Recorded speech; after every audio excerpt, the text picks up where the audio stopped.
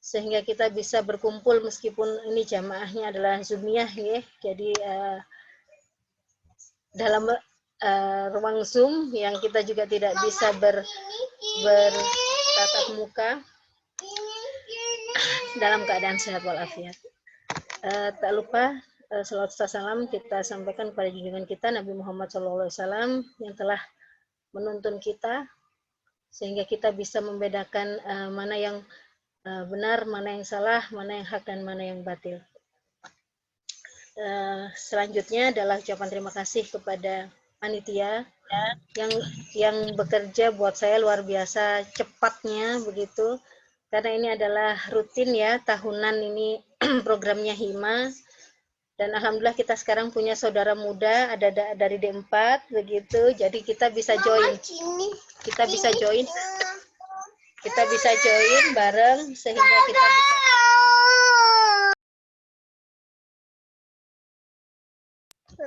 kita bisa bersama-sama hadir dalam acara kajian bareng Ramadan begitu ya, dengan tema apa tadi, Ramadan dan new normal, apakah sudah bisa berdampingan. Nah, nanti insya Allah akan dijelaskan kali lebar dengan Pak Warek. Terima kasih untuk yang sudah hadir. Semoga acara hari ini membawa keberkahan bagi kita semua, memberikan ilmu bagi kita semua, sehingga kita bisa mendapatkan yang terbaik untuk kemudian. Demikian yang mungkin bisa saya sampaikan. Wabillahi taufiq wal hidayah. Assalamualaikum warahmatullahi wabarakatuh. Waalaikumsalam warahmatullahi wabarakatuh. Terima kasih Ibu Fitrotin Aziza SST MSI atas sambutannya. Sambutan kedua yang akan disampaikan oleh Kaprodi D4 Teknologi Laboratorium Medik, Ibu Elis Tunjung Sari SST MSI. Kepada Ibu Elis dipersilahkan. Baik, terima kasih Mbak Lailatul. Assalamualaikum warahmatullahi wabarakatuh. Waalaikumsalam warahmatullahi wabarakatuh. Alhamdulillahirabbil alamin. Yang terhormat Bapak Warek 4, Dr. Munzakir, Eskep Nurse MKes selaku pemateri. Yang terhormat Dekan Fakultas Ilmu Kesehatan Ibu Dr. Nur Mukaroma. Yang terhormat Ibu Wadek 1, Ibu Supatmi. Yang terhormat Ibu Wadek 2, Ibu Reli. Kaprodi D3 TLM, Sekprodi, serta jajarannya. Kemudian yang saya hormati dan saya banggakan anak-anakku baik dari D3 TLM dan D4 TLM. Pertama-tama kita panjatkan puji syukur kehadirat Allah Subhanahu wa Ta'ala, di mana kita masih bisa bertemu meskipun dalam keadaan tidak langsung, yaitu dengan daring. Kita diberi kesehatan sehingga bisa hadir pada acara atau kegiatan sore hari ini. Tidak lupa juga salawat serta salam kita panjatkan kepada Nabi Muhammad SAW. Baik, yang pertama saya ucapkan terima kasih kepada panitia penyelenggara kajian Ramadan sore ini yang terdiri dari Prodi D3 dan D4 LM. Kami Prodi baru, ini adalah kegiatan pertama Prodi kami di bagian kemahasiswaan. Kami mengucapkan terima kasih kepada mahasiswa-mahasiswi yang sudah aktif menyelenggarakan kegiatan ini sehingga kegiatan ini bisa hadir pada sore hari ini, bisa terlaksana pada sore hari ini. Semoga apa yang diupayakan teman-teman untuk mengadakan kajian Ramadan ini bisa bermanfaat untuk mahasiswa atau teman-teman D3 dan D4 LM untuk menambah ilmu di tengah-tengah bulan Ramadan ini. Itu saja yang bisa saya sampaikan. Semoga acara ini lancar sampai selesai nanti. Wassalamualaikum warahmatullahi wabarakatuh. Waalaikumsalam warahmatullahi wabarakatuh. Terima kasih Bu Elis Tunjung Sari, SST MSI atas sambutannya. Sambutan yang ketiga akan disampaikan oleh Dekan Fakultas Ilmu Kesehatan, Ibu Dr. Nur Mukarrohmah SKM MKes, sekaligus beliau diperkenankan untuk membuka acara kajian bareng dengan tema Ramadan dan New Normal. Apakah sudah bisa berdampingan? Secara resmi kepada Ibu Nur Mukarrohmah dipersilahkan.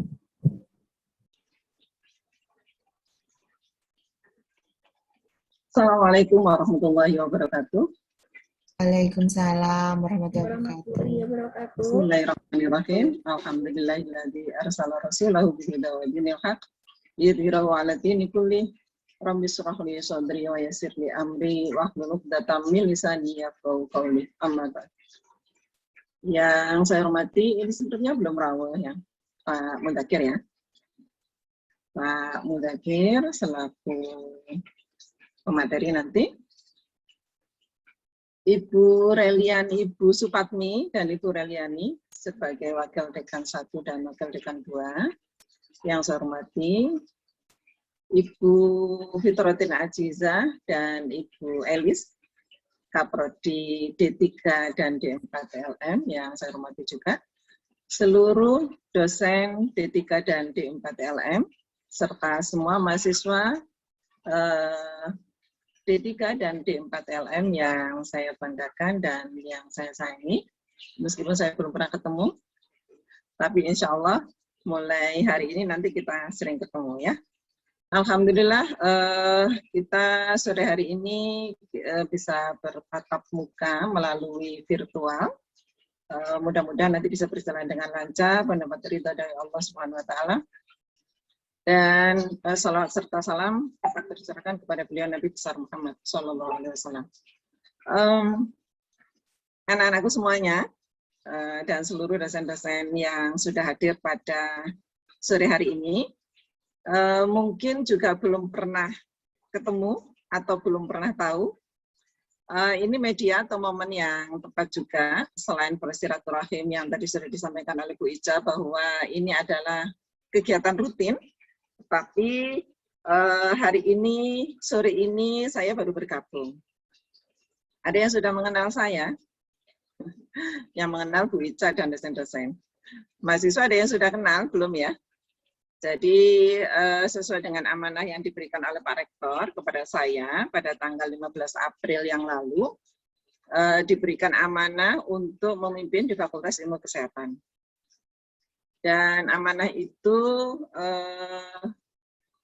tidak sendirian, saya didampingi oleh Ibu Supatmi sebagai Wakil Dekan 1.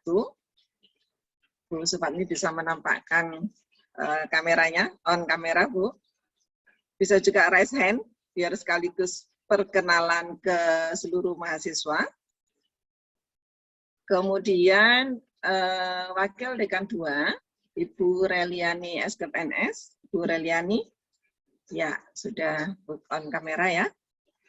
Bisa raise hand Bu Reli, ya ini Bu Reliani. Dan untuk Ketua Program Studi, insya Allah sudah mengenal, tidak asing lagi dan selalu ini ya apa namanya terkenal gitu ya, Bu Ica dan Bu Elis. Silaturahim yang sangat baik di dalam media apapun bentuknya, tetapi dengan harapan bisa memberikan makna yang lebih, meskipun ini sudah di akhir-akhir begitu ya, di akhir-akhir Ramadan, ini menjadi bagian yang sangat luar biasa bagi mahasiswa selama amanah itu diberikan kepada saya. Ini baru TLM ini yang mengundang untuk melakukan acara atau kegiatan kajian bareng Ramadan ini. Nah, luar biasa, sukses ya Bu Ica sama Bu Elis ya. Dan sukses juga untuk panitia, mudah-mudahan nanti bisa berjalan dengan lancar. Cuman memang perlu dipahami, diketahui, semua apa yang dilakukan tetap harus dikoordinasikan ke program studi ya. Mahasiswa melakukan aktivitas apa saja selalu dalam koordinasinya program studi, karena yang bertanggung jawab adalah program studi. Nah, materinya bagus kalau melihat temanya. Apakah bisa berbarengan? Harus bisa berbarengan begitu ya. Karena kondisi yang sekarang ini menuntut kita, mewajibkan kita untuk membiasakan diri yang seharusnya kita sebagai orang-orang kesehatan ini sudah berpola berperilaku hidup bersih dan sehat. Tetapi mengingatkan lagi apa yang sudah pernah dilakukan untuk dikuatkan. Apa itu? Harus selalu berperilaku hidup bersih dan sehat. Dengan kondisi pandemi ini kita ambil sisi manfaatnya atau positifnya. Sehingga akhirnya kita selalu bersama-sama dengan keluarga. Yang biasanya harus diwariwi berangkat ke kampus, sekarang harus di rumah. Yang selalu mungkin kehujanan, kepanasan, sekarang tidak. Tetapi memang media-media lain yang harus dipenuhi, gitu ya. Yang biasanya jajan, nah jajan itu dipakai untuk membeli kuota.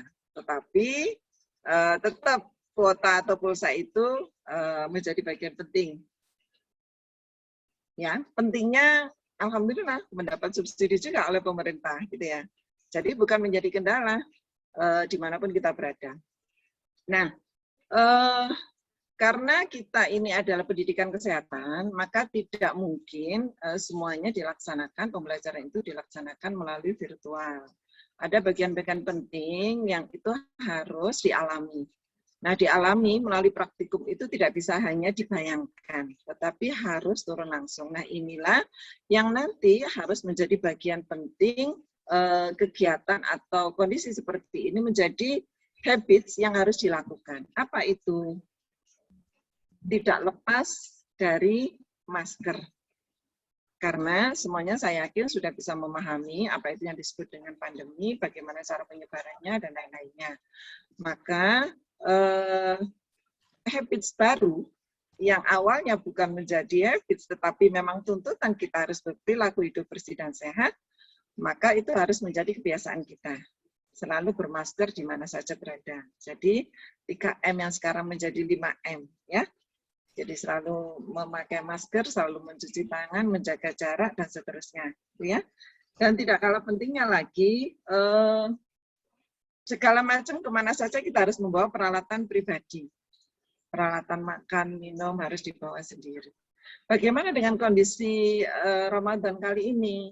Meskipun hanya beberapa hari ke depan kita menjelang Idul Fitri, tapi tidak kemudian mengabaikan, tetap harus bisa menunjukkan bagaimana kita bisa berperilaku hidup bersih dan sehat dengan tetap menjaga kebiasaan atau habits yang baru.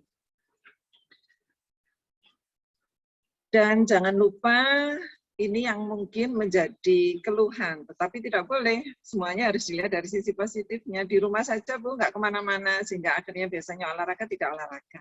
Aktivitasnya terbatas, tidak. Tetap harus bisa beraktivitas atau berolahraga sesuai dengan kemampuan, dan jangan lupa selalu membersihkan segala hal di lingkungan kita. Jadi Ramadan memberikan makna, kemudian sangat luar biasa. Kemudian pandemi juga harus bisa diambil sisi positifnya bahwa dengan pandemi dalam bulan Ramadan ini kita tetap bisa beraktivitas dimanapun berada. Kita tetap harus bisa menunjukkan kreativitas dan inovasi. Salah satunya adalah hari ini mahasiswa bisa menunjukkan kreativitasnya, tetap bisa melakukan kajian Ramadan meskipun dalam situasi pandemi. Waktu atau media tidak menjadikan kendala untuk bisa tetap bersilaturahim, gitu ya. Nah, nanti secara lengkap dan lebih luas lagi akan dibahas oleh Pak Mundakir, yang di situ nanti akan bisa menunjukkan apa yang harus dilakukan dan bagaimana ke depan. Mudah-mudahan kondisi seperti ini segera berlalu, sehingga tidak menghalangi kita untuk tetap belajar, untuk tetap berinovasi, untuk tetap berkarya, saling tetap bersilaturahim mahasiswa dengan dosen, tetap saling menghormati dan menghargai, bagaimana bisa kita berjalan beriringan. Sehingga nanti terbentuk habits kebiasaan yang normal. Hal-hal baru menjadi suatu kebiasaan dan akhirnya kita mendapatkan bahwa kegiatan itu atau kondisi itu menjadi sesuatu yang normal yang harus kita lakukan seperti biasa. Meskipun di mana-mana tetap bermasker. Kalau dulu masker menjadi aneh, Tapi kalau sekarang menjadi kewajiban. Bahkan kalau kita keluar pun tidak bermasker malah ada yang aneh. Apa yang kurang dari diri saya? Oh ternyata belum bermasker. Nah itu sudah menjadi suatu kebiasaan. Hal baru yang kemudian menjadi kebiasaan. Gitu ya. Karena kondisinya sudah, waktunya sudah sore, maka apa tadi temanya? Panjang temanya ya. Sebentar saya tak ngerpek kirimannya Bu Ica tadi.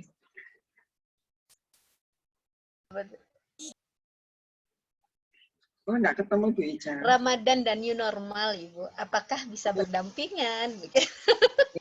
Bisa saja. Harus, ya. Bisa kok ya berdampingan. Oh, ya. bisa. Insya Allah bisa. Sehat pokoknya. Baik, jadi kita semuanya harus bisa berdampingan, beriringan gitu ya. Bersinergi, berkolaborasi, dan harapannya adalah bisa mendapatkan suatu hal yang lebih baik gitu ya. Maka kajian bareng Ramadan, kabar kajian bareng Ramadan, mahasiswa bersama dosen D3 dan D4 LM dengan tema Ramadan dan new normal, apakah bisa berbarengan? Secara resmi saya buka dengan bacaan basmalah bersama-sama. Bismillahirrahmanirrahim. Mudah-mudahan acara ini berjalan dengan lancar sampai akhir dan memberikan nilai positif terhadap semua peserta, nilai yang luar biasa untuk bisa tetap menyemangati diri, selalu berkarya, ya, dimanapun berada.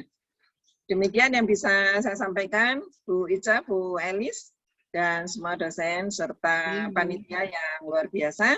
Saya akhiri, wabillahi taufiq wal hidayah. Wassalamualaikum warahmatullahi wabarakatuh. Waalaikumsalam warahmatullahi wabarakatuh. Ya, saya mohon izin live-nya. Nggih, matur nuwun, Bu Nur. Matur nuwun, Bu Nur. Terima kasih banyak. Ya, panitianya mana ketua panitianya? Ya Bu, saya. Novita. Oh iya, oke, baik. Sukses ya. Saya mohon izin live. Nah, Matur nuwun, Bu Nur. Atas sambutannya.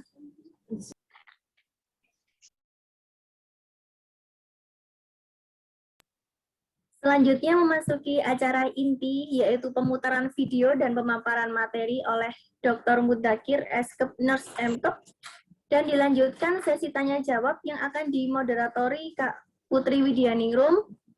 Kepada Kak Putri Widyaningrum, saya persilahkan.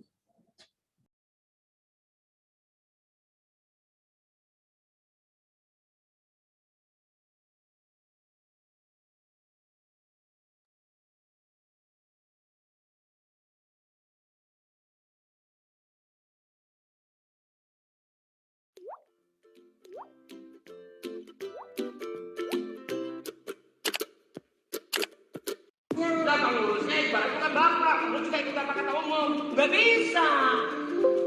Gitu. Dan Bu, ini ibu suaminya. Ya udah, tinggal nyari mana bawa aja. Ya, kita kasih aja. Ini lu mau udah polsek mana? Polsek kemarin. Iya, polsek udah sering kemarin. Pakai masker. Jangan pakai masker, ini kan masjid. Jadi kita ada perbedaan antara masjid dengan pasar. Kata agama, di dalam agama bilang, siapa orang yang Al-Quran, surah Al-Imran ayat 96, dikatakan paman dakolahu kana aminan. Orang yang masuk dalam aman, itu Al-Quran. Terus mau apa sih? Mau apa? Lu mau berikut lu ikut apa? Gambar ini. Ya udah kamu mau tadi. Saya pakai masker kayak sholat. Pemerintah pengaturan, ulama itu pengaturan. Lu itu sekarang ikut pemerintah. Nggak bisa. Ulama lebih tinggi dari pemerintah. Kenapa nggak ulama kemarin? Kenapa nggak ulama udah kemarin? Saya tidak melakukan, tidak berusaha. Saya masuk masjid, betul. Rumah Allah ada aturannya. Aturannya yang saya dipakai masker. Itu pemerintah. Itu pemerintah. Kalau gitu berarti nanti saya akan bilang kalau memang masuk masjid dilarang pakai masker. Betul.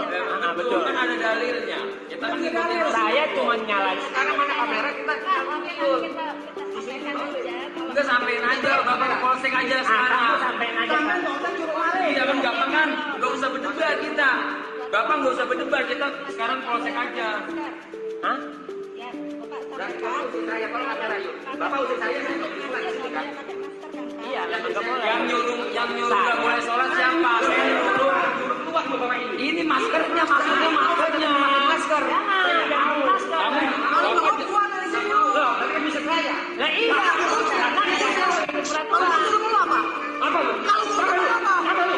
Mau apa? Lu sekarang apa di sana? Dia mau apa? Pak, intinya sekarang nggak boleh masuk dalam. Mau apa? Cuma buka masker apa susahnya sih?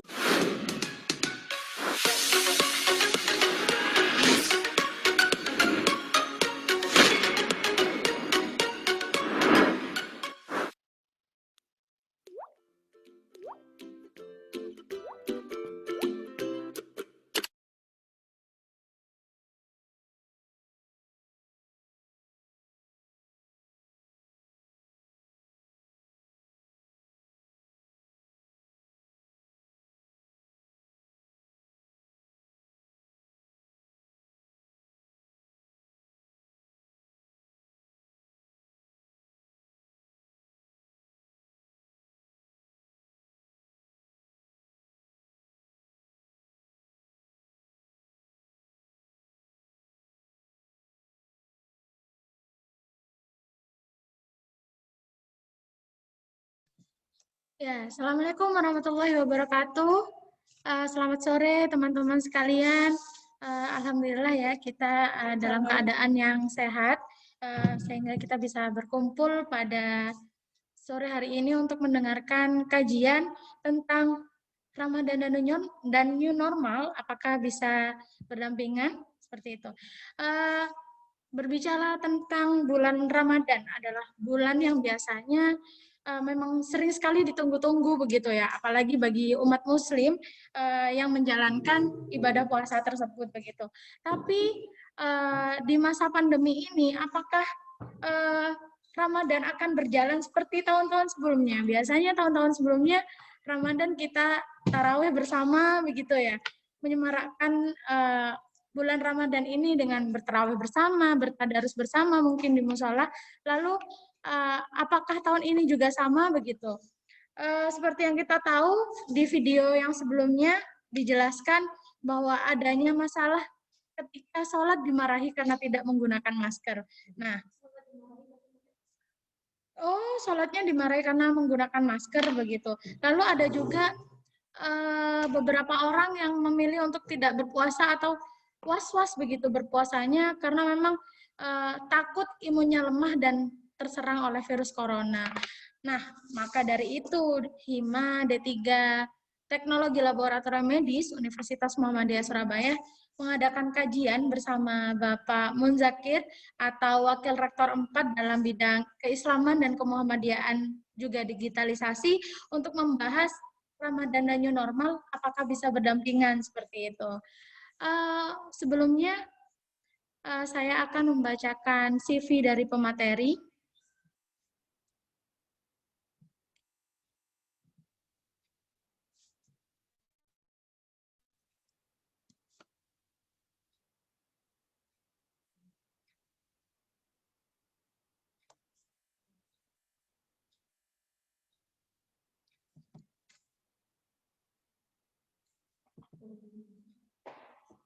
Ya, kurikulum vitae, nama Dr. Munzakir Eskepnes MKes, tempat dan tanggal lahir dari Lamongan 23 Maret 1974, agamanya Islam.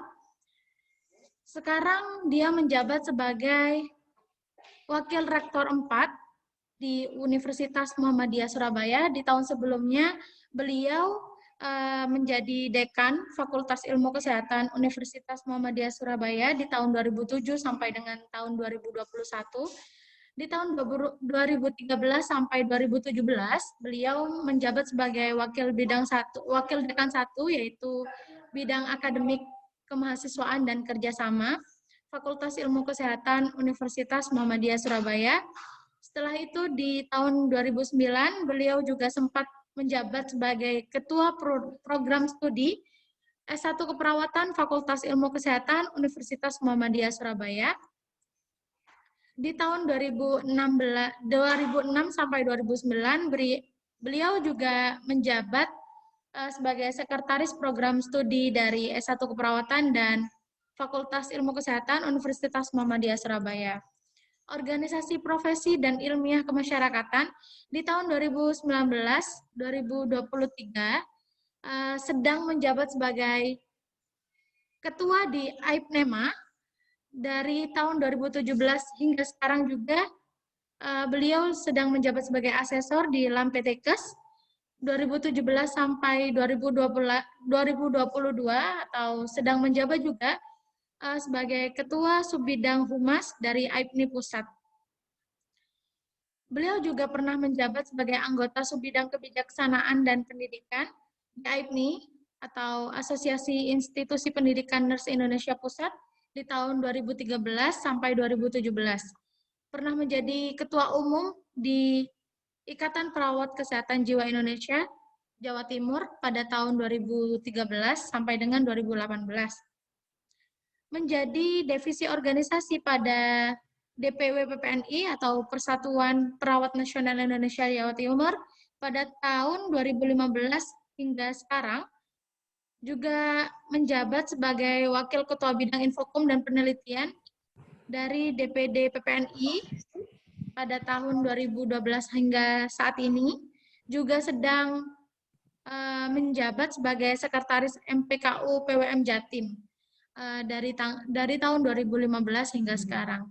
Wah, ini sudah tidak diragukan lagi sepertinya tentang latar belakangnya begitu ya teman-teman. Sudah banyak sekali pengalaman dilaksanakan atau didapatkan oleh Bapak Mundzakir. Baik, Bapak Mundzakir, apakah sudah bergabung bersama kami? Assalamualaikum Bapak. Waalaikumsalam warahmatullahi wabarakatuh. Ya, bagaimana kabarnya Bapak? Alhamdulillah, Rabbil Alamin, sehat. Ya, alhamdulillah Bapak. Baik Bapak, agar tidak membuang waktu begitu karena memang dari teman-teman dari tadi sepertinya sudah tidak sabar ini Pak mendengarkan materi dari Bapak. Silakan Pak Mun untuk menyampaikan materinya. Oh, langsung ya. Iya. Baik. Oke. Ya, baik. Bismillahirrahmanirrahim. Assalamualaikum warahmatullahi wabarakatuh.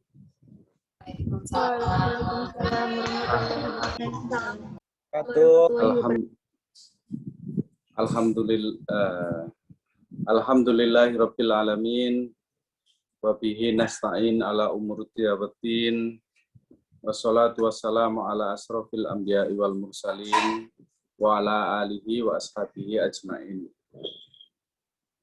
Yang saya hormati Ketua Program Studi, Bu Ica dan Bu Elis, beserta Sekretaris Program Studi, Bu Dita dan Bu Rahmah, Bapak Ibu dosen, Bapaknya sudah ada belum ya? Belum ya Bapak dosennya ya? Belum ada Pak. Belum Bapak. Wah ini belum pecah rektor. Iya, the power of mak-mak semua ya.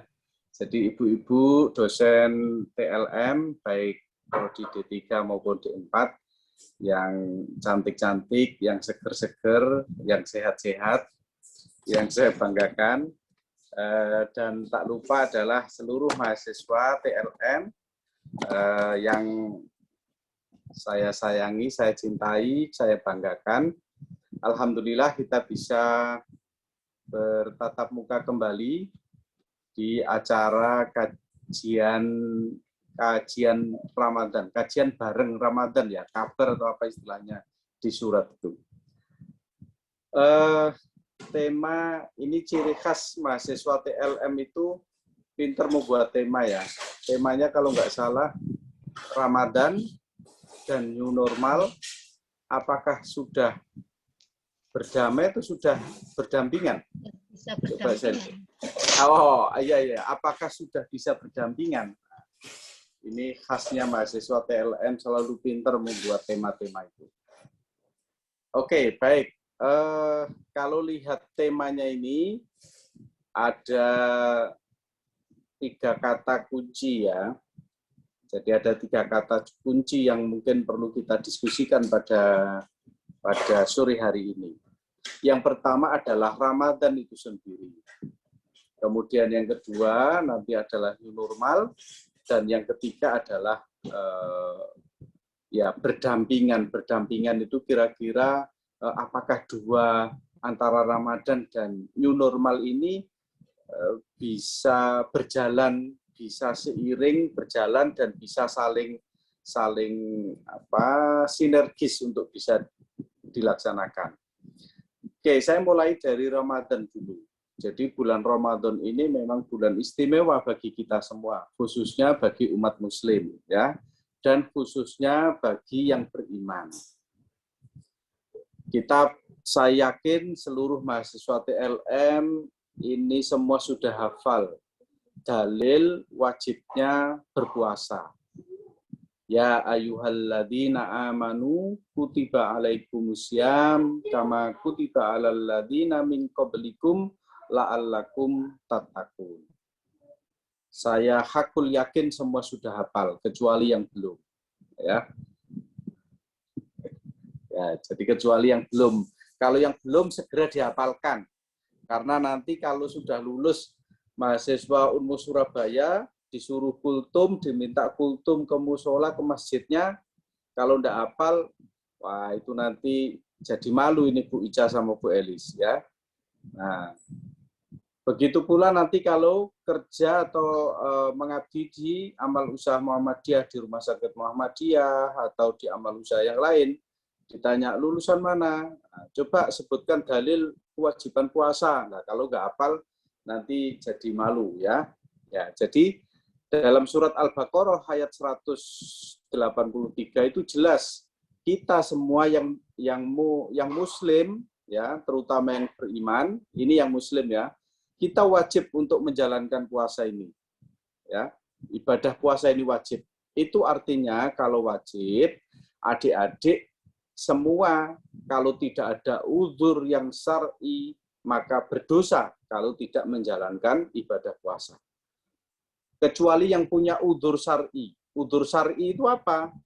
Orang muslim mungkin karena perjalanan jauh, atau karena sakit, atau karena yang kalau putri karena dispensasi dari Yang Maha Kuasa itu boleh tidak puasa.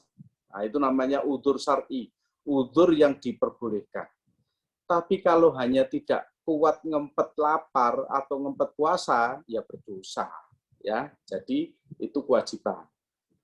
Sekali lagi saya juga yakin adik-adik semua mahasiswa pasti menjalankan puasa ini dengan sebaik-baiknya. Nah, ada 3 kunci ibadah yang dekat atau yang biasa dilaksanakan di bulan Ramadan itu. Apa saja, Pak? Yang pertama tadi, puasa. Puasa 1 bulan penuh, ya. Jadi puasa 1 bulan penuh selama bulan Ramadan. Kalau kebetulan kalau nggak salah bulan Ramadan tahun ini kita genap 30 kalau nggak salah, 30 hari. Ya. Nah, itu wajib kita laksanakan. Dan ini ciri khas inti dari bulan Ramadan. Ada kewajiban beribadah, menjalankan puasa. Puasa ini memang ibadah rahasia. Tidak banyak orang yang tahu. Kita puasa atau tidak itu tidak mudah untuk bisa diketahui oleh orang lain. Puasa kita itu benar atau tidak juga tidak diketahui oleh orang lain. Yang tahu adalah Allah Subhanahu wa taala. Makanya dengan puasa itu kita melatih kejujuran, kita melatih bukti bahwa kita itu percaya ada Allah, sehingga kita dalam berpuasa tidak macam-macam karena Allah melihat kita, tahu kita. Nah, yang kedua apa? Ciri utama di bulan Ramadan itu, atau yang bisa kita lihat dari bulan Ramadan selain puasa, adalah taraweh, ya, ibadah taraweh atau qiyamul lail. Nah, saya tidak tahu adik-adik ini masih sholat taraweh kalau malam hari, atau kalau nggak taraweh masih tahajud di sepertiga malam atau tidak. Ini adalah karakteristik utama di bulan Ramadan. Saya yakin semua taraweh, ya. Ini yang biasanya syiarnya yang bisa kita lalui beramai-ramai. Jadi sholat tarawih.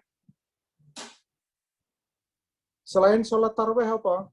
Tadarus Al-Quran. Nah, jadi kalau kita lihat karakteristik dari puasa Ramadan 3 tadi, yang umum yang bisa kita lihat. Puasa 1 bulan penuh, kemudian ada kebiasaan sholat tarawih setelah Isya dan tadarus Al-Quran. Saya tidak perlu menjelaskan kewajiban tarawih, karena tarawih bukan wajib ya, meskipun sunnah, tapi itulah yang kita isi di dalam bulan Ramadan dan kemudian tadarus Al-Quran. Nah, ketiga ciri tersebut coba kemudian kita korelasikan, kita kaitkan dengan new normal. Ya. Istilah new normal atau new normal life, ya. Jadi kebiasaan baru, kebiasaan hidup baru, ya. Ini muncul kalau tidak salah sejak adanya pandemi COVID-19 bulan Maret tahun yang lalu. Dan muncul istilah itu kalau nggak salah sekitar bulan Juli Agustus, ya, sekitar bulan Juli Agustus tahun yang lalu. New normal. Apa sih Pak new normal itu? Saya yakin semua teman-teman, adik-adik, semua tahu, mahasiswa tahu. New normal adalah sebuah kebiasaan hidup baru yang dulunya tidak ada. Kebiasaan apa itu? 1, pakai masker. Ya. Jadi kalau dalam new normal itu, kalau dikarakteristikan itu kan 1, pakai masker. Semua pakai masker sekarang. Nah, bahkan yang dulu tidak pernah maskeran, ya tentu sekarang kalau keluar rumah pakai masker. Yang kedua apa? Kita juga rajin-rajin cuci tangan. Apakah menggunakan hand sanitizer atau cuci tangan di tempat-tempat yang sudah disediakan, kemudian menjaga jarak dalam berinteraksi atau berrelasi dengan orang lain, apalagi yang tidak kita kenal. Apalagi menjauhi kerumunan, ya, kemudian tidak keluar rumah bila tidak penting. Nah, sekarang kita lihat realitanya. New normal di bulan Ramadan ini, kalau kita perhatikan, sesungguhnya kalau ibadah Ramadannya itu tidak ada masalah. Jadi kalau kita tarik gitu ya, kalau ibadah Ramadannya terkait dengan new normal, ini no problem.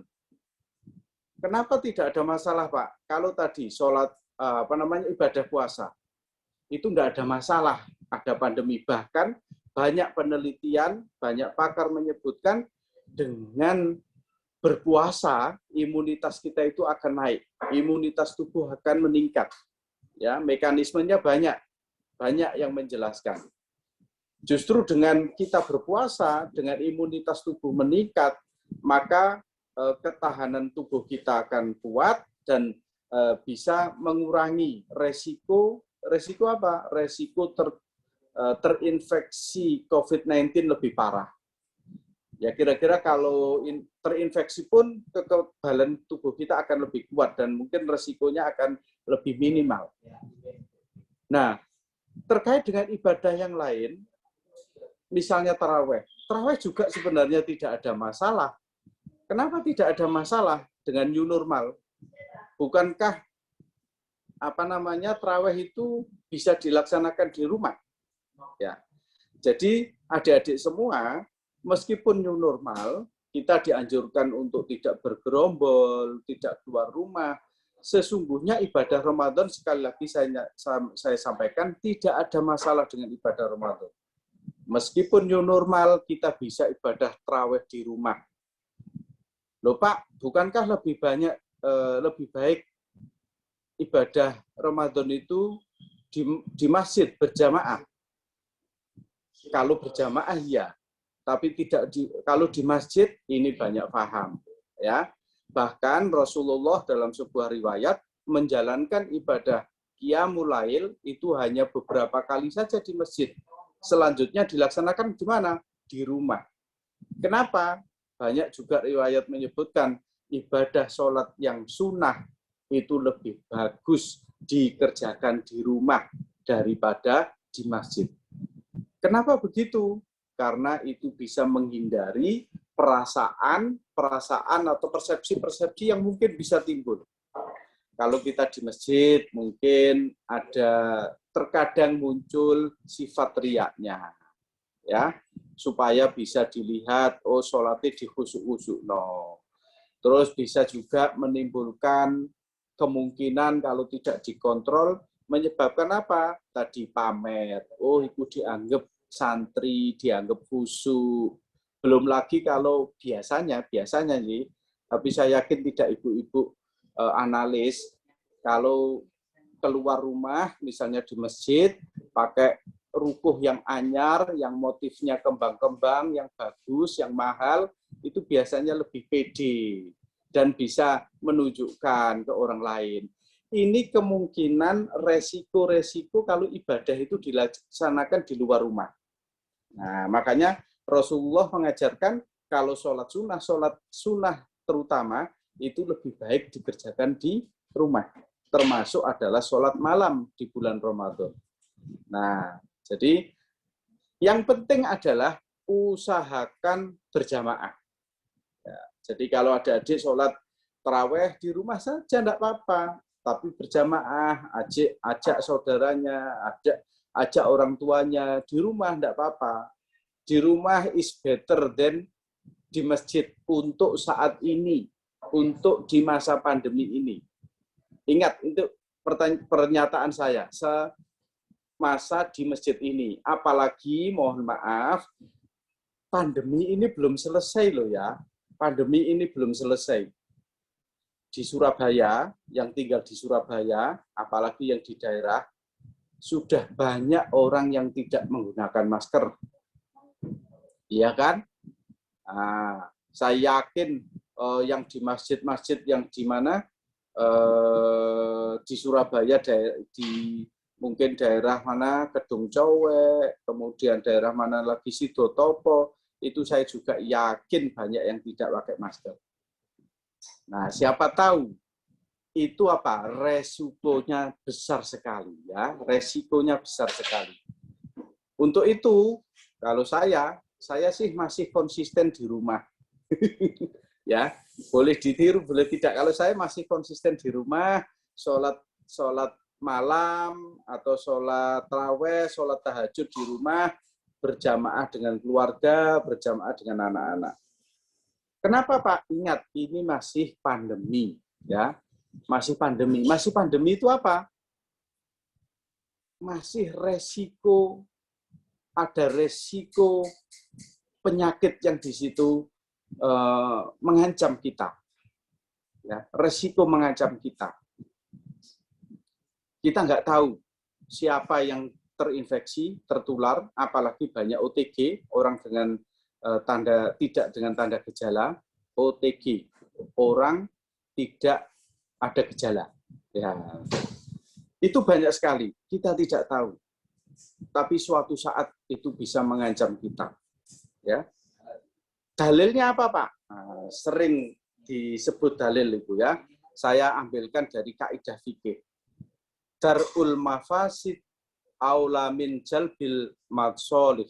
Ya, jadi itu dalilnya. Menghilangkan kemudorotan itu lebih didahulukan dari mengambil sebuah kemaslahatan. Mudorotnya apa? Kalau kita berkumpul, berinteraksi dengan banyak orang, resiko terinfeksinya itu besar sekali. Apalagi, mohon maaf, di lingkungan yang tidak menggunakan protokol kesehatan. Nah, kalau protokol kesehatannya ketat, mungkin bolehlah, tapi tetap harus hati-hati. Ya, jadi ini penting. Dan belum lagi perintah agama memperhatikan kesehatan itu juga wajib. Jadi tidak boleh kita mengabaikan itu. Ya, jadi saya dalam kesempatan ini sesuai dengan tema tadi, kalau Ramadannya tidak ada masalah. Tapi di new normal ini perlu kita konsisten, kita disiplin, ya, yang 5M itu. Nah, jadi kalau taraweh, apalagi tadarus, itu saya sih secara pribadi sangat-sangat setuju dilakukan di rumah saja. Tidak harus di masjid, apalagi di masjid, kemudian mohon maaf di Surabaya ini sangat majemuk, kemudian pengerasnya keras sehingga mengganggu. Kalau pengerasnya terkontrol dalam waktu yang terbatas, saya kira tidak masalah sebagai wujud syiar kita adanya bulan Ramadan.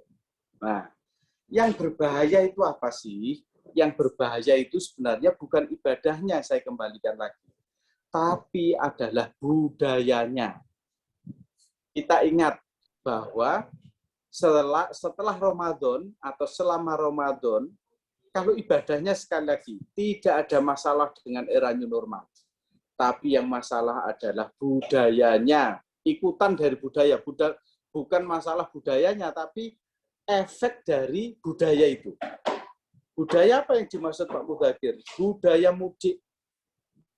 Ini kalau kemudian kita mudik bareng-bareng, ya, meskipun pemerintah sudah melarang ketat ini kalau tidak bisa diantisipasi budaya mudik, ini kalau kemudian ngumpul semua, yang lama berkumpul, kemudian yang sebelumnya tidak pernah kenal dan kita tidak pernah tahu apakah tubuh kita atau tubuh orang lain itu membawa virus corona, maka ini potensi terjadi ledakan yang kesekian itu bisa terjadi.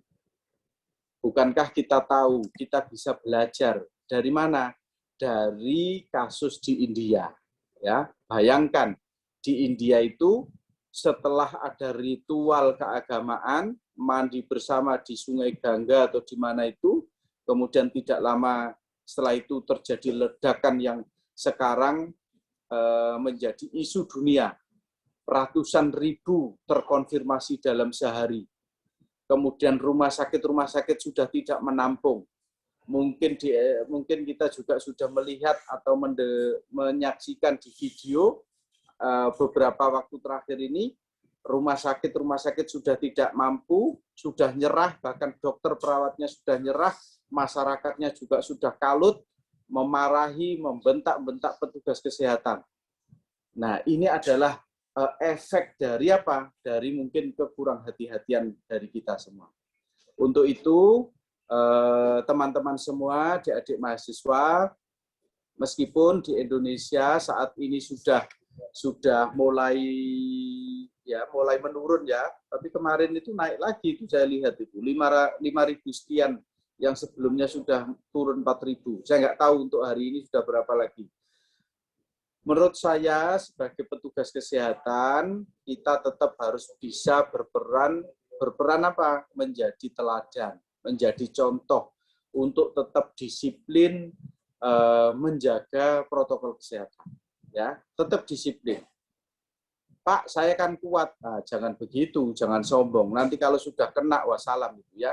Jadi saya ini sudah apa istilahnya? Pelaku sejarah. Nah, jadi saya LC ya, lolos COVID. Alhamdulillah atas doa teman-teman semua. Saya sudah merasakan bagaimana tidak enaknya orang terinfeksi COVID-19. Ya. Jadi tidak enak itu tidak hanya tidak enak karena tidak bisa makan enak, karena sesek atau karena di rumah sakit sendiri. Tapi tidak enaknya itu juga apa? Mungkin persepsi masyarakat, ya. Kemudian tidak bisa ditunggu oleh keluarga, nggak bisa dibesuk oleh teman, ya. Kemudian bayang-bayangan kematian, wah itu nggak enak sama sekali, ya. Jadi saya berdoa tidak ada lagi teman-teman di UM Surabaya, khususnya di analis ini, yang sampai terkena. Mungkin nanti bisa juga tanya sama Bu yang bareng sama saya kalau nggak salah itu. Bu Rinsa, satu alumni ya, beda jurusan saja ya, jurusan Polda sama jurusan Sepanjang. Ya, jadi tidak enaknya luar biasa itu ya. Ya, jadi sekali lagi kalau ditanya apakah sudah bisa berdampingan, saya kira bisa, ya. Secara esensi bisa, asalkan itu tadi, asalkan tetap kita secara esensi, secara intinya bisa, kita bisa tetap bisa menjalankan ibadah Ramadan dengan baik, dengan sesuai syariat, tidak terganggu. Untuk new normal juga kita kalau konsisten juga tetap bisa melakukan aktivitas dengan tetap menggunakan protokol kesehatan. Nah, yang perlu diantisipasi itu adalah budaya dari yang selama ini melekat dari ibadah Ramadan. Jadi Ramadan itu budayanya kan nanti setelah Ramadan ada budaya mudik, ya, ada budaya silaturahim, ya, kemudian ada budaya apalagi rekreasi. Nah, itu semua budaya. Nah, kalau menurut saya, kalau itu selama budaya, tapi satu sisi kita masih ada ancaman, maka harus dikendalikan. Ya, kalau tidak harus mudik, ya nggak usah mudik. Kalaupun mudik, harus tetap sangat hati-hati, ya, protokol kesehatan, ya, dan mengingatkan. Dan yang terakhir adalah kita sebagai tenaga kesehatan harus bisa menunjukkan keteladanan, harus bisa menunjukkan bahwa kita adalah tenaga kesehatan yang peduli terhadap status kesehatan orang lain, apalagi keluarga kita, apalagi orang dekat kita. Jadi kita tetap harus menjaga, ya. Sambil kita menunggu vaksinasi ini hingga mencapai 85% dari penduduk Indonesia, supaya herd immunity itu bisa kita capai, ya. Karena kalau sekarang itu kan hanya baru berapa persen, itu kalau nggak salah baru 11 atau 12% dari yang semestinya dicapai. Nah, ini jadi masih jauh. Untuk itu kita jangan terlena, jangan sampai terjadi gelombang kedua atau ketiga terjadi di Indonesia.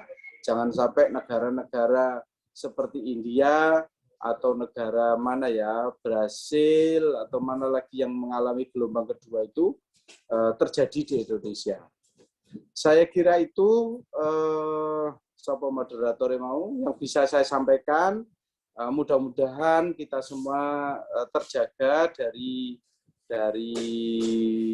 musibah pandemi COVID-19, kita tetap berusaha ikhtiar menjaga kesehatan supaya kita, keluarga kita, orang-orang dekat kita bisa melampaui ini, melalui musibah ini dengan baik, dan insya Allah pada saatnya nanti kita bisa kembali melakukan aktivitas dengan lebih baik dan lebih baik lagi. Terima kasih. Mohon maaf bila ada hal-hal yang kurang. Nasrun minallah wa fathun qarib wa basyiril mu'minin. Assalamualaikum warahmatullahi wabarakatuh. Waalaikumsalam warahmatullahi wabarakatuh. Terima kasih Pak Mun, disampaikan sudah mau membagi waktunya untuk memberikan materi kepada kita. Permisi sebelumnya Pak Mun, kalau kita sedikit sharing-sharing untuk sambil menunggu pertanyaan dari teman-teman, boleh nggak Pak? Boleh, boleh. Ya. Apa sih yang nggak boleh buat mahasiswa TLM? Saya sudah mencatat beberapa hal ini Pak, kepo saya. Oke. Iya, jadi tadi Pak, sebelum materi ini berlangsung, ada video yang sudah diputarkan oleh teman-teman panitia, begitu Bapak. Videonya berisikan tentang ada seseorang yang dimarahi karena sholatnya pakai masker di musola, begitu Pak. Nah, pendapat Bapak itu bagaimana Pak? Kita ingin menjalankan ibadah, akan tetapi tetap harus menggunakan protokol kesehatan, begitu Bapak. Tapi di salah satu pihaknya memang mungkin ada salah satu hal yang tidak memperbolehkan hal itu, begitu mungkin ya Bapak. Mungkin bisa dijelaskan Bapak bagaimana? Ya, baik, terima kasih Putri. Jadi memang akhir-akhir ini saya juga mendengar ya, di mana itu, di Sulawesi atau di mana itu, kalau nggak salah ya, bahwa di Bekasi atau di Sulawesi ya, saya pastinya. Oke, di Bekasi Bapak. Oh ya, ya di Bekasi. Nah, oke, jadi begini. Islam itu mengajarkan kita untuk menjaga kesehatan, ya. Jadi menjaga kesehatan. Bahkan tadi sudah saya bacakan, apabila kita ada amalan, ya, ada amalan yang itu menimbulkan kemudorotan, meskipun amalan itu juga mendatangkan kemaslahatan, maka amalan itu bisa ditunda, ya, bisa ditunda atau tidak. Ini suaranya siapa ya? Rizka Aulia minta tolong di mute. Ya. Ini siapa? Panitia bisa mem-mute mesti ini. Di mute aja kecuali Pak Mun dan Putri gitu ya. Sampun Pak, mohon maaf. Oke, ya. Jadi begini. Tadi saya bacakan kaidah fikihnya. Darul mafasid aula min jalbil masolih. Sesuatu yang membawa kemudorotan, ya, itu harus dihindari meskipun sesuatu itu membawa kemaslahatan. Maksudnya menghilangkan kemudorotan itu lebih utama daripada kemaslahatan yang diperoleh. Nah, terkait dengan tadi yang kasus bahwa orang maskeran ibadah di masjid malah diusir, maka ini adalah menurut saya adalah pendekatan yang harus kita lakukan. Hal itu terjadi kemungkinan karena satu, kalau nggak salah itu kan takmirnya atau apa itu, ya mungkin ini aliran Jabariyah atau apa ya, dia terlalu yakin. Terus terang di masyarakat kita ini masih beragam. Ada yang mengatakan corona itu tidak ada. Bahkan bukan jauh-jauh di Bekasi, ya, di saudara kita di Madura tak ada, Pak. Corona itu tak ada, Pak. Kalau di Madura tak ada, Pak, yang pakai masker itu, Pak. Tak ada, Pak, di corona itu, Pak. Nah, ini ada masih banyak orang yang berpendapat corona itu tidak ada. Nah, saya beri contoh. Di Pegirian, coba silahkan di pasar Pegirian. Berapa persen itu yang pakai masker? Tak ada yang pakai masker. Karena apa? Satu, bisa saja karena nggak yakin kalau ada corona itu. Jadi ini masalah keyakinan, ya, masalah yakin. Tidak ada. Yang kedua apa? Masalah pengetahuan. Dia yakin tidak ada corona karena loh yang itu aja tidak pakai masker, tidak ada, Pak, yang kena sakit. Paling flu biasa, Pak. Nah, mungkin dia memahami, mengetahui itu, ya kalau orang sakit itu flu biasa, kebetulan dia tidak apa-apa, tidak sampai kena, tidak sampai masuk rumah sakit dan segala macam. Jadi ini masalah apa? Masalah belief, ya, masalah kepercayaan orang. Termasuk dalam beragama tadi. Ada orang yang beragama itu, ya ini yang sering kita sebut kalau nggak salah aliran Jabariyah itu. Ya sudah, Pak, mati hidup itu urusan yang maha kuasa, Pak. Nggak perlu pakai masker, kalau nanti waktunya mati ya mati, Pak. Kalau pakai masker waktunya mati ya mati. Kalau nggak pakai masker nggak waktunya mati ya nggak mati, Pak. Nah, ini juga ada itu. Orang-orang begitu itu masih banyak. Nah, sementara kita diajarkan di Muhammadiyah itu, ya berpikirnya bukan begitu. Allah itu mengajurkan ikhtiar yang pertama. Ingat, membiarkan kita dalam kondisi nanti mudorot, teraniaya itu berdosa.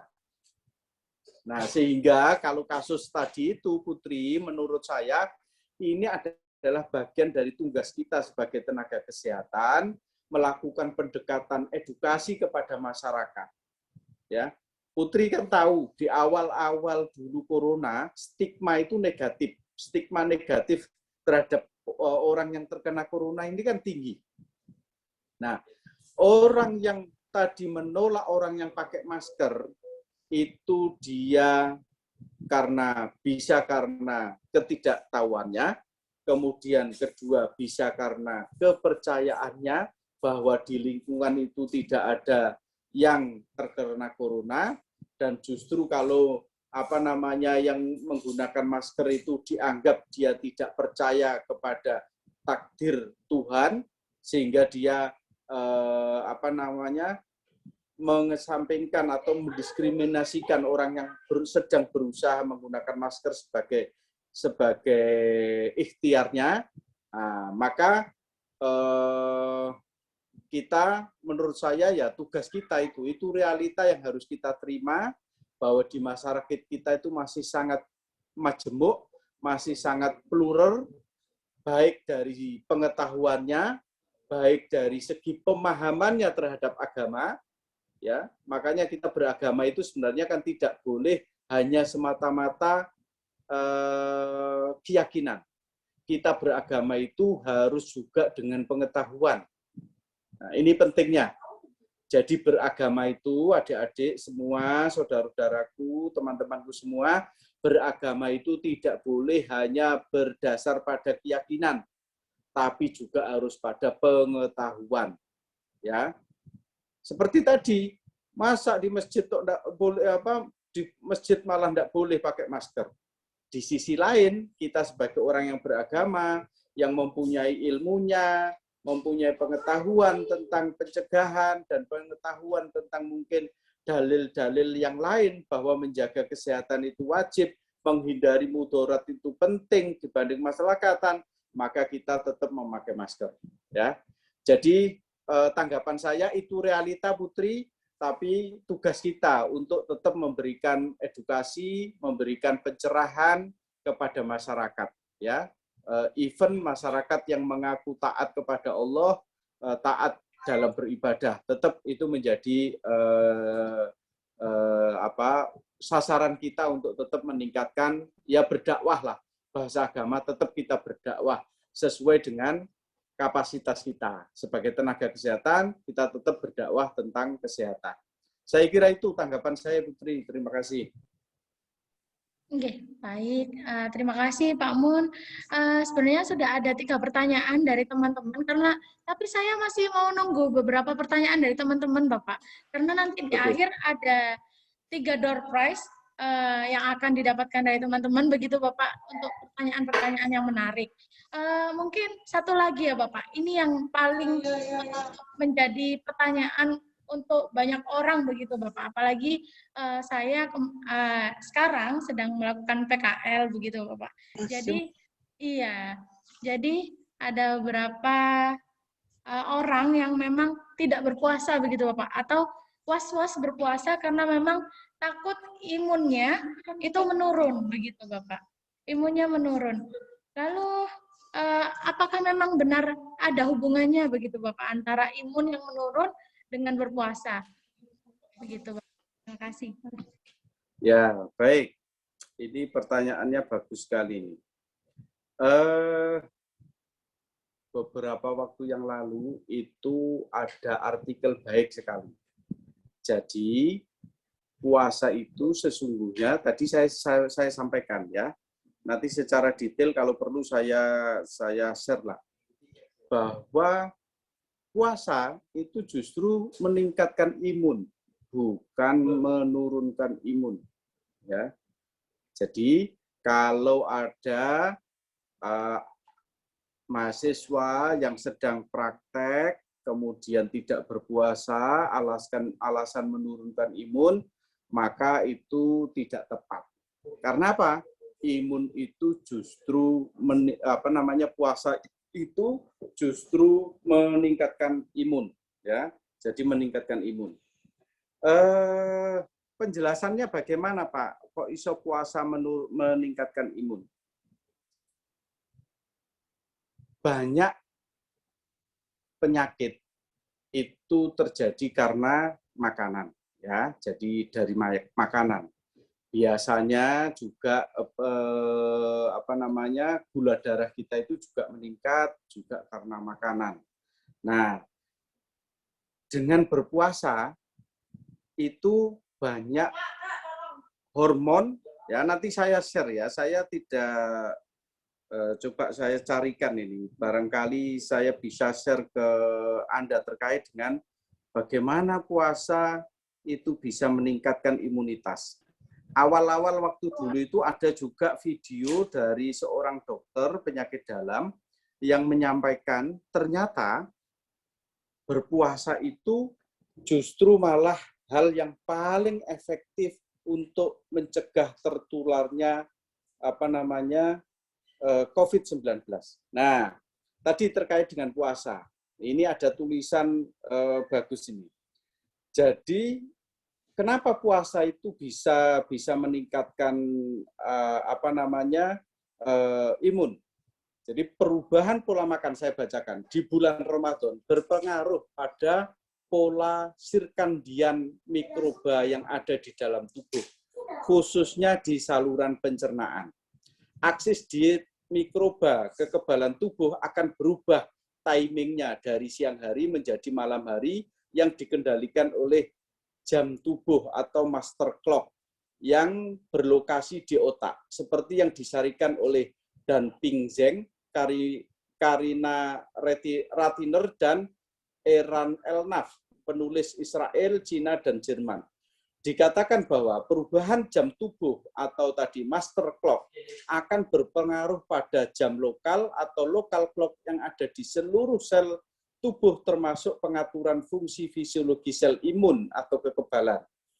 Perubahan waktu makan menginduksi autofagi yang menurunkan partikel virus dengan meningkatkan pensinyalan insulin atau mengaktifkan jalur pensinyalan bla bla bla. Nah, ini juga ada ya penelitian yang dari Jepang itu.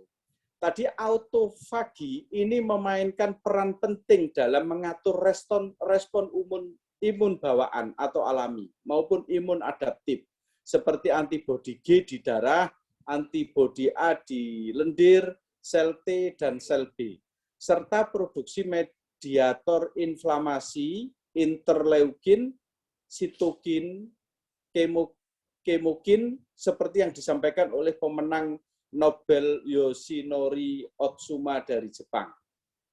Jadi singkatnya begini, nanti bisa saya share. Selama puasa, kalau tubuh itu lapar, maka ada sistem tubuh itu secara alami memakan sel-sel yang tidak berguna atau sampahnya tubuh itu.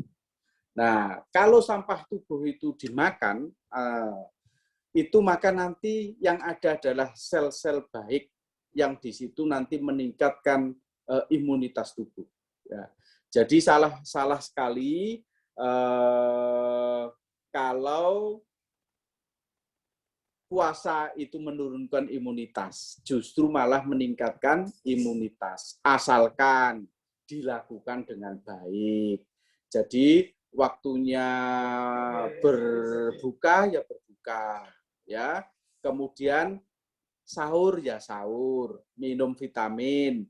Jangan sampai karena malas kemudian tidak sahur. Terus pagi-pagi beralasan, saya kan praktek, ketemu orang banyak, aku gak puasa ah. Nah, itu namanya alibi. Ya, itu alibi. Jadi tidak mungkin Allah itu memberikan kewajiban tapi itu merugikan manusia. Itu tidak mungkin. Pasti manfaatnya jauh lebih banyak. Kecuali tadi kalau sakit, kondisi memang nggak fit, oke. Itu berarti ada alasan syar'i yang diperbolehkan. Tapi selama sehat-sehat saja, harus tetap berpuasa, dan yakinlah puasa itu akan meningkatkan imunitas tubuh kita secara alami. Ya, itu Putri. Nanti kalau perlu saya share itu. Ini penjelasannya banyak sekali, ya. Itu Putri. Oke, baik. Terima kasih Pak Mun. Sepertinya ini sudah ada beberapa pertanyaan dari teman-teman ya Pak Mun. Saya pilih salah satu dulu nggak Pak? Oke, silakan. Baik. Ini ada pertanyaan dari Haris Al-Firdausi Faminka. Pertanyaannya itu dari Prodi D3 Analis ini Pak. Pertanyaannya itu bagaimana cara kita sebagai nakes untuk memberitahukan kepada masyarakat yang berbeda agama bahwa virus corona itu memang berbahaya begitu Bapak. Karena memang pasti ada orang-orang yang sangat menghormati sesepuhnya atau nenek moyangnya begitu Pak. Jadi apakah kita harus selalu memberitahukan perihal tersebut meskipun masyarakat memiliki sifat yang keras kepala begitu. Mungkin lebih ke seperti apa sih Pak tipsnya untuk memberitahukan mereka bahwa corona ini memang benar-benar berbahaya. Seperti yang tadi katanya Pak Mun, kalau misalnya masyarakat di Madura tidak percaya bahwa corona itu ada begitu Bapak. Karena memang percaya saja sama Allah, kalau waktunya mati ya meninggal saja begitu Bapak. Nah itu bagaimana Pak? Silahkan. Ya memang budaya itu ditentukan, salah satu faktor yang paling menentukan perubahan atau budaya sebuah masyarakat itu adalah pendidikan, ya. Jadi pendidikan. Ya caranya bagaimana Pak? Ya tentu harus ada pendekatan atau strategi ya. Nah strateginya itu multi strategi ya. Yang pertama ya, saya kira pemerintah itu juga sudah ada himbauan, penyuluhan, dan macam-macam. Kalau kita sebagai tenaga kesehatan kemudian hidup di tengah-tengah masyarakat seperti yang tadi dijelaskan Putri, nah, maka kita dalam sebuah dalam sebuah masyarakat itu biasanya ada key person ya, orang-orang penting lah ya. Apakah itu tokoh agama, atau tokoh masyarakat, atau orang-orang yang dipercaya oleh masyarakat tersebut. Maka strategi yang bisa kita lakukan adalah kita melakukan pendekatan kepada key person tadi. Kalau kita sendiri dianggap apa gitu misalnya, ya enggak apa-apa, berarti kita bisa melalui jalur orang-orang yang kita anggap key person tadi. Orang-orang penting, orang-orang yang dipercaya oleh masyarakat sekitar situ. Loh Pak, beliau orang penting Pak di situ Pak. Ya, kalau beliau orang penting di situ, ya tetap kita dengan bahasa yang baik, kita melakukan pendekatan, kita tunjukkan berbagai dasar, berbagai kenyataan-kenyataan yang terjadi, kemudian kita tunjukkan bukti-bukti tentang adanya corona, bahaya corona, dan macam-macam. Tentu dengan bahasa yang baik dan dengan kesabaran. Memang menghadapi orang seperti itu tidak mudah, ya. Jadi apalagi ada jago ngeyel, itu ya ada itu orang-orang tipikal seperti itu. Nah, memang usaha kita itu memang ya hanya berusaha semaksimal mungkin, Putri. Kalau tadi sudah misalnya dengan jalan kita pendekatan kepada key person ke person, orang-orang penting, orang-orang yang bisa tokoh agama, tokoh masyarakat yang ada di situ, sudah kita lakukan, kok masih tidak bisa, ya pada akhirnya kita memang harus bukan putus asa, tapi kita realistis. Ya sudah, nggak apa-apa, tapi saya akan tetap bergerak. Bergerak kepada siapa? Bergerak kita lakukan edukasi, diskusi, sharing kepada orang-orang yang mau menerima kita. Ya, terutama golongan muda. Kalau kita mahasiswa, kita diskusinya kepada mahasiswa. Kita melalui jaringan-jaringan pemuda, ya, mahasiswa, pemuda yang bisa diajak diskusi.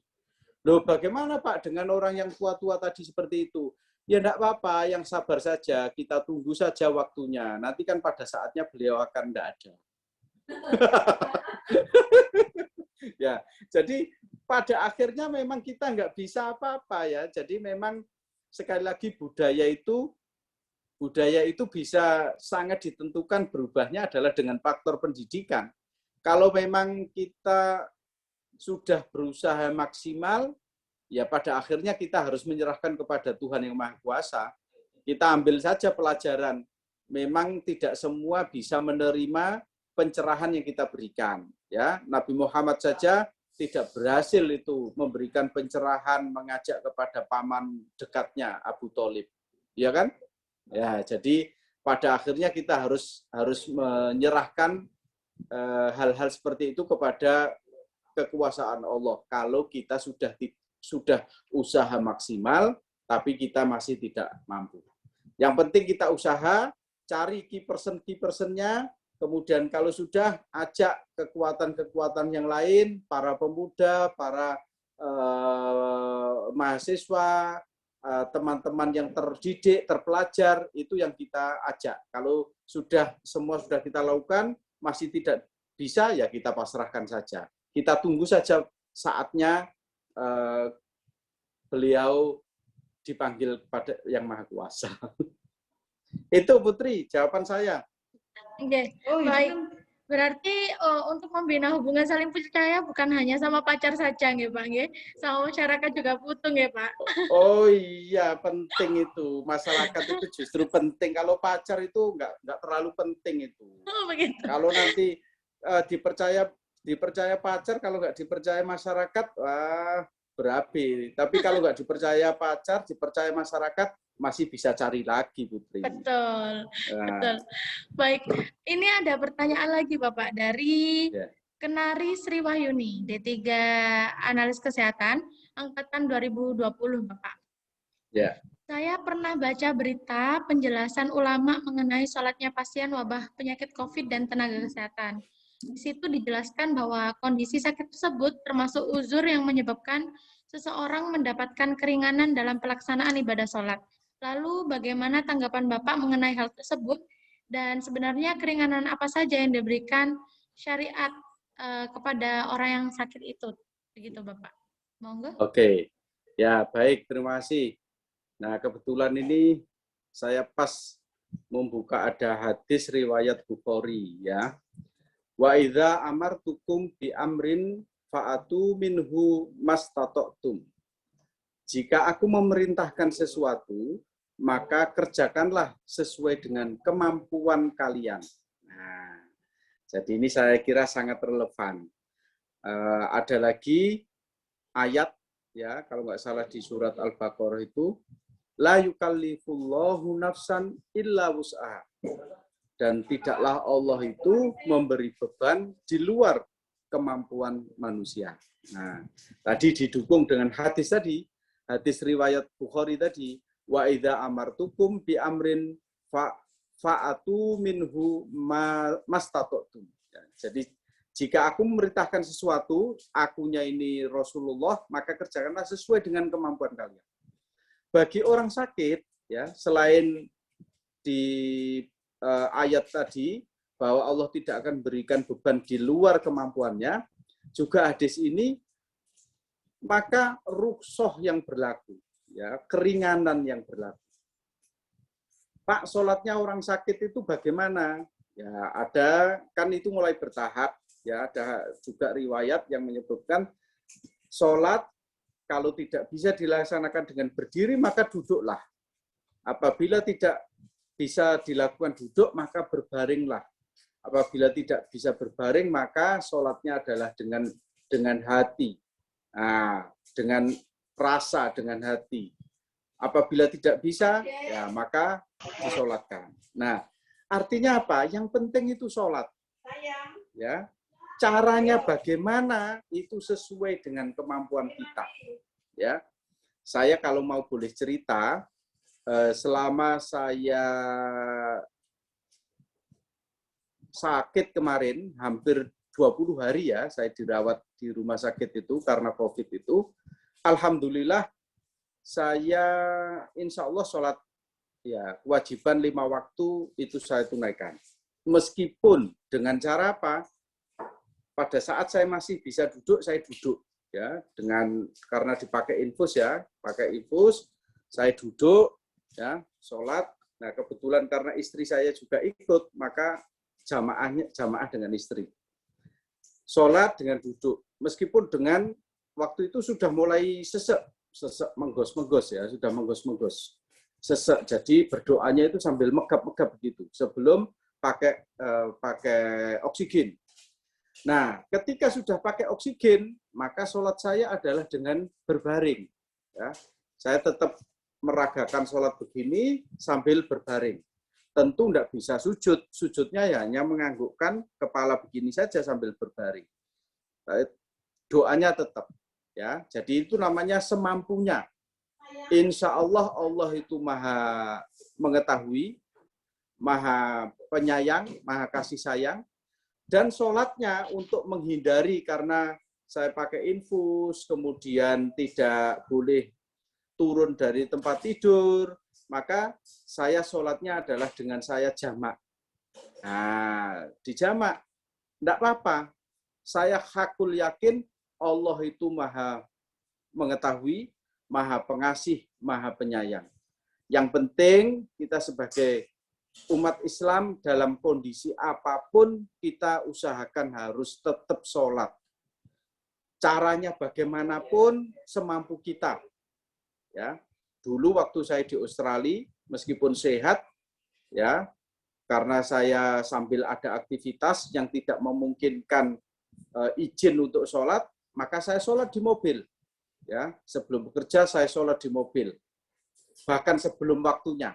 Tapi saya yakin Allah itu maha mengetahui, sehingga yang penting kita sholat, karena sholat itu kewajiban, ya, kewajiban dan sholat itu perintah agama. Jadi itu menurut saya Putri, tetap kita bisa menggunakan rukhsah. Ingat, agama itu tidak sulit. Dalam beragama itu tidak sulit. Dan Allah itu tidak mempersulit. Banyak rukhsah keringanan yang kita berikan.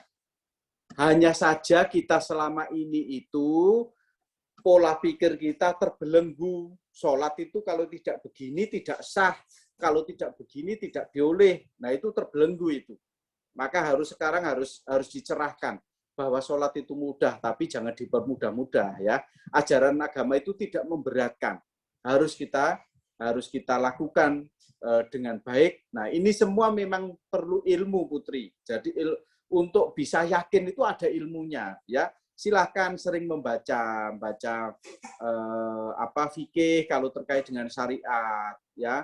Membaca fikih, misalnya tata cara sholat orang sakit, kemudian pendapat-pendapat ulama, ya, ada riwayat-riwayat yang kita baca, itu butuh ilmu.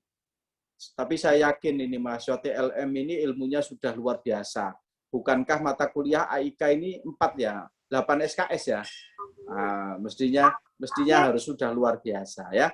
Dan ingat, kita jangan sampai berargumentasi kan itu bisa dilakukan, kenapa harus dijamak, kan bisa begini, pokoknya harus begini, tidak bisa.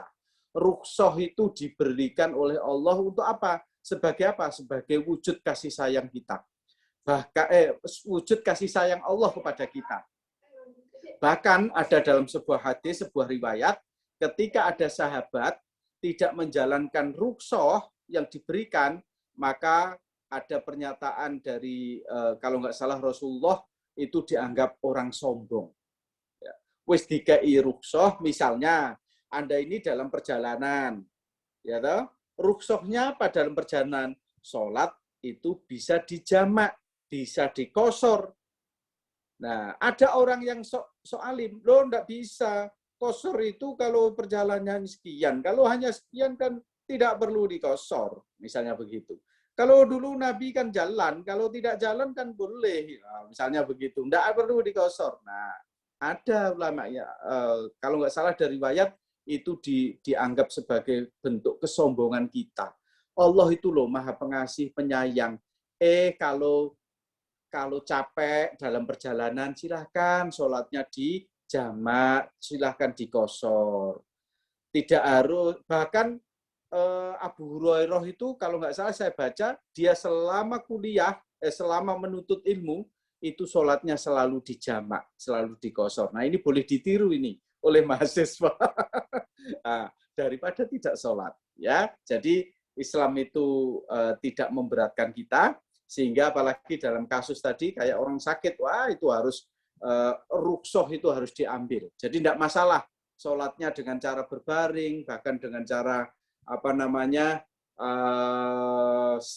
dengan firasat saja boleh. Tidak harus berdiri, tidak harus menggerakkan anggota tubuh kita sebagaimana kita sehat. Saya kira itu Putri, jawaban saya Putri. Nggih, Bapak. Qosor dan dijamaah itu sepertinya kesukaannya mahasiswa itu, Bapak. Tapi harus diilmuni loh ya, harus diilmuni loh ya. Jangan kok titik-titik dikosor, titik-titik dijamak, tapi hanya karena alasan males saja. Ingat, harus diilmuni, harus ada ilmunya ya. Dibaca itu riwayatnya. Oke. Pertanyaan terakhir Bapak nggih dari Asmilia Safitri. Pak, bagaimana dengan masjid yang melakukan sholatnya dengan cara menjaga jarak atau softnya tidak dirapatkan? Bukannya sebelumnya sholat imamnya selalu mengatakan bahwa rapatkan soft dulu. Bukankah di antara kita selalu kalau softnya tidak rapat, mungkin bisa dimasukin setan begitu katanya Pak. Atau mungkin di bulan Ramadan khusus karena setannya belenggu. Itu dibelenggu begitu. Apa memang diperbolehkan? Pripun Bapak, monggo. Oke, ya. Jadi dalam situasi yang tidak normal itu maka juga berlaku sesuatu yang tidak normal, ya. Jadi kalau masalah sufu vakum, nah itu biasanya imam kan menganjurkan rapatkan barisan, rapatkan shaf dan seterusnya itu kan. Nah, itu kalau dalam kondisi normal. Nah, jadi kalau dalam kondisi normal. Kalau tidak normal, jangankan hanya merapatkan shaf. Justru menurut saya, dalam kondisi yang tidak normal, wabah pandemi seperti ini, justru kalau merapatkan shaf itu malah tidak benar, tidak tepat. Karena apa? Karena itu berarti apa? Menimbulkan potensi kerusakan atau mafasid tadi, ya. Tak bacakan lagi kaidahnya. Darul mafasid aula min jalbil masolih, ya. Menghilangkan kemudorotan itu lebih didahulukan daripada mengambil sebuah kemaslahatan. Jangankan hanya soft, ya. Sholat Jumat saja itu bisa diganti dengan sholat duhur. Bukankah pada awal-awal wabah corona yang lalu, tahun yang lalu, PP Muhammadiyah melalui Majelis Tarjih Pimpinan Pusat Muhammadiyah memperbolehkan, bahkan menganjurkan untuk mengganti sholat Jumat dengan sholat duhur, mengembalikan ya kewajiban sholat Jumat ke sholat duhur. Dan itu berbagai ulama sudah sepakat, tidak hanya di Indonesia. Jadi tidak perlu khawatir Anda, tidak perlu ingat tadi, dalam beragama itu tidak sekaku yang kita bayangkan. Ya, dalilnya banyak. Jangankan di Indonesia, di Mekah saja, kalau Anda lihat, kalau sudah ada beberapa siaran itu, tetap jarak loh ya, di Mekah, di Madinah. Nah, kita mau ikut siapa kalau nggak ikut ulama-ulama kita yang ilmunya sudah tinggi, sudah matang terkait dengan wabah seperti ini ya. Jadi menurut saya kalau yang disampaikan tadi betul, sufu vakum dan seterusnya, rapatkan barisan ketika sebelum sholat, itu adalah dalam kondisi normal. Ketika kondisi wabah, kemudian merapatkan barisan, bersentuhan dengan satu dengan yang lain, itu menimbulkan potensi resiko sakit, maka itu harus dihindari. Ya. Jadi adik-adik nggak perlu takut. Insya Allah sekali lagi rumus kita, Allah Maha mengetahui, Allah Maha kasih sayang. Jadi kita yakin bahwa Allah itu akan tidak mungkin menghukum hambanya hanya gara-gara seperti itu. Ya, yang penting kita tetap taat menjalankan perintah, menjalankan kewajiban yang diwajibkan oleh Allah Subhanahu Wa Taala. Itu Putri jawaban saya, Putri. Baik, terima kasih Pak Mun. Sepertinya sudah sangat jelas sekali kajian kita pada sore hari ini.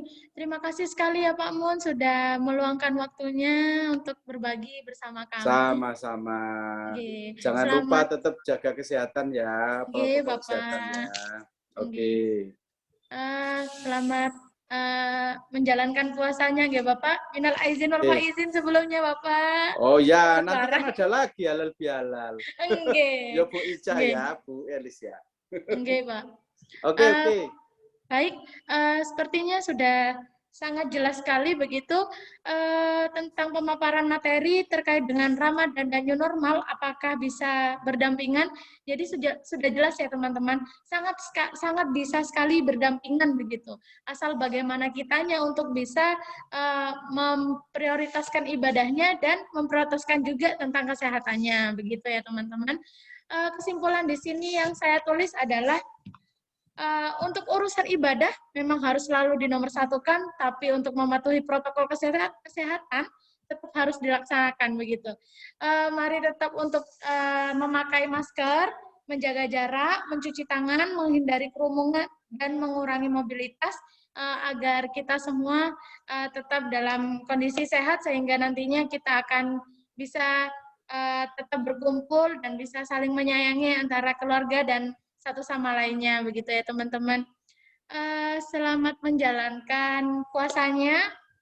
Sebentar lagi juga mau berbuka puasa, selamat berbuka puasa juga. Terima kasih dari saya. Mohon maaf sebelumnya jika ada salah-salah kata. Billahi fisabilil haq, fastabiqul khairat. Wassalamualaikum warahmatullahi wabarakatuh. Waalaikumsalam warahmatullahi wabarakatuh. Waalaikumsalam. Saya boleh izin live? Dokumentasi dulu, nggak foto dulu. Wah, ini ada pendekarnya ini. Dia. Kebetulan ini yang tingkat 1 kan masih pendekar juga, Pak. Oh iya. Pendidikan berkarakter. Oke. Foto dulu ya. Ada yang ambil dokumentasi mungkin. Baik, Bu. Ya.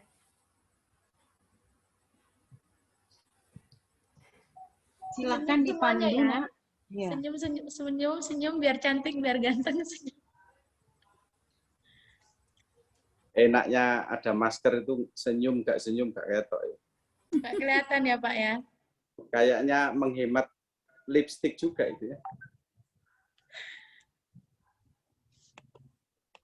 Tampaknya ini mahasiswa jadi lemu-lemu semua ini Pak. Mau tingkat 1 sampai tingkat 3 ini.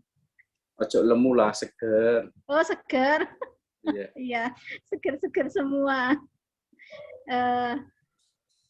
Gizi terjamin ini. Yang penting sehat. Gak apa-apa gemuk, yang penting sehat.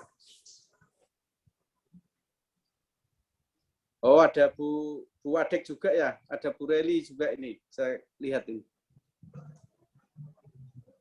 Assalamualaikum Pak Mun. Oh, waalaikumsalam. Bu Reli gak mudik?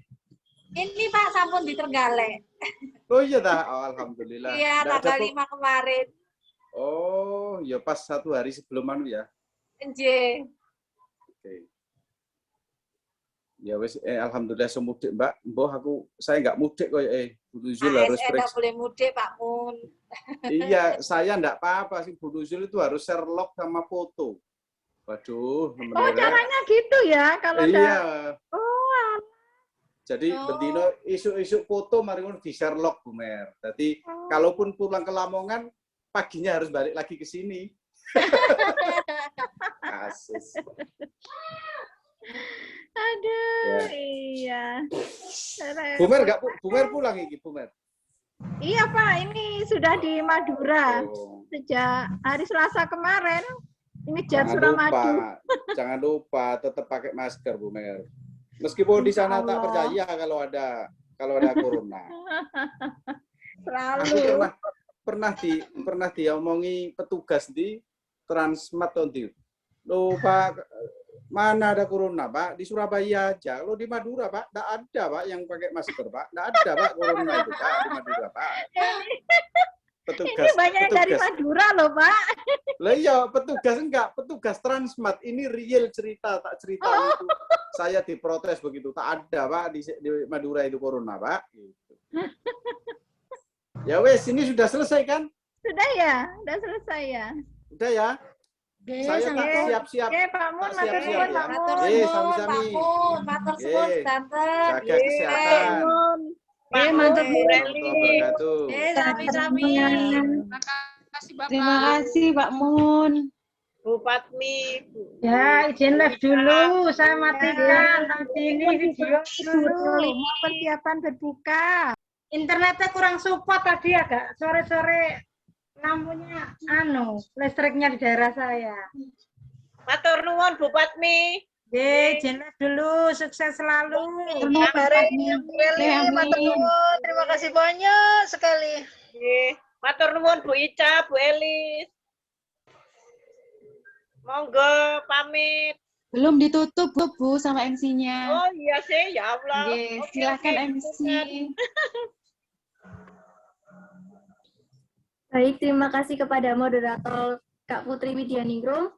Acara selanjutnya yaitu pembacaan doa yang akan dipimpin oleh Saudara Hamdan Nursidin Pratama. Silahkan.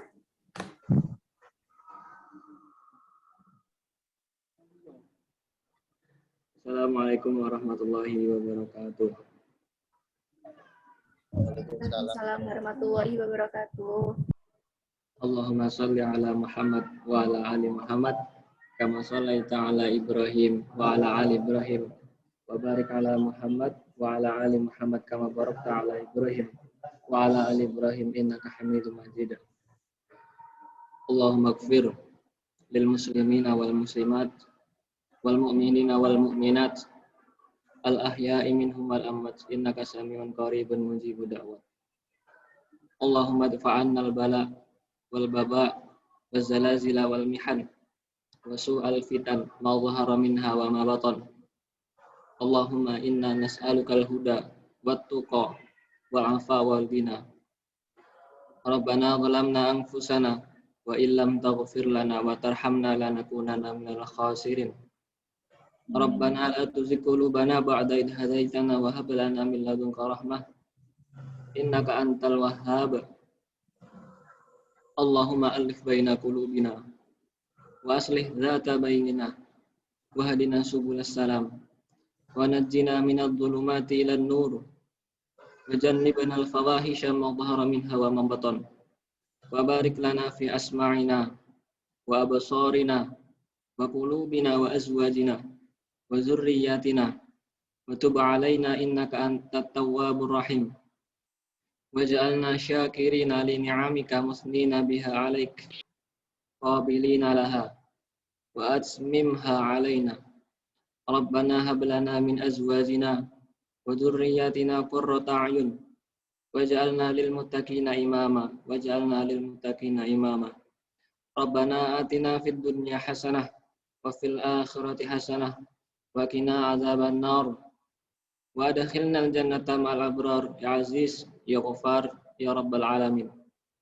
Wa sallallahu ala nabiyyina Muhammad wa ala alihi wa sahbihi wa man tabi'ahum bi ihsanin ila yaumiddin wa akhiru da'wana alhamdulillahi rabbil alamin. Assalamualaikum warahmatullahi wabarakatuh.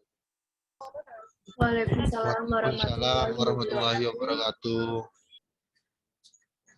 Selanjutnya, saya akan mengumumkan 3 peserta yang akan mendapatkan door prize pada acara kali ini. Yang pertama ada Kenari, yang kedua ada Haris, dan yang ketiga ada Asmilia.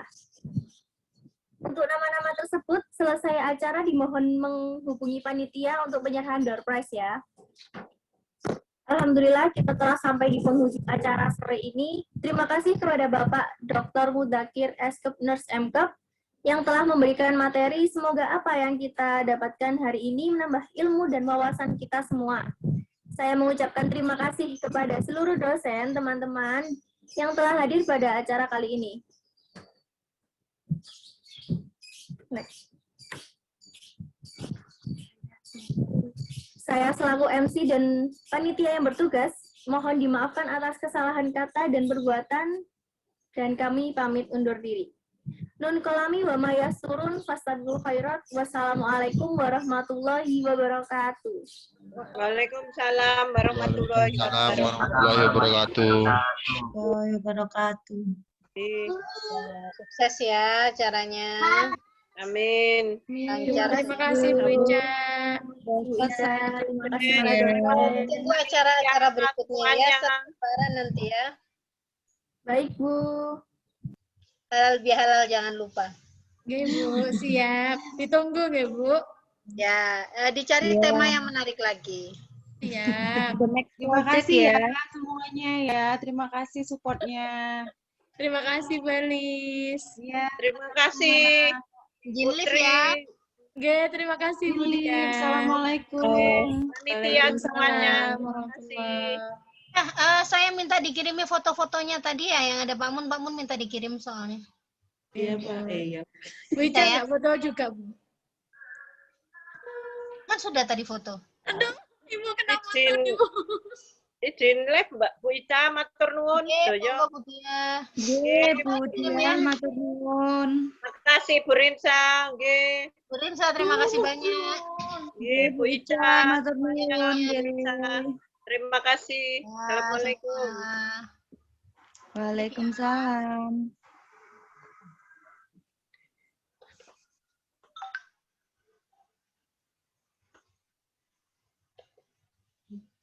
Ya.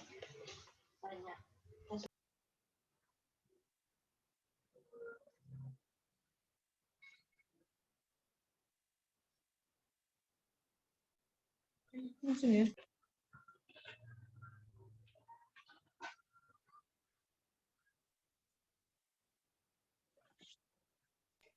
Sudah ya teman-teman, selamat berbuka puasa ibu-ibu dosen, teman-teman. Saya end dari sini, nggih, Bu? Iya, Put. Silakan, Nggih. Put. Monggo Bu Rinsa. Assalamualaikum. Waalaikumsalam.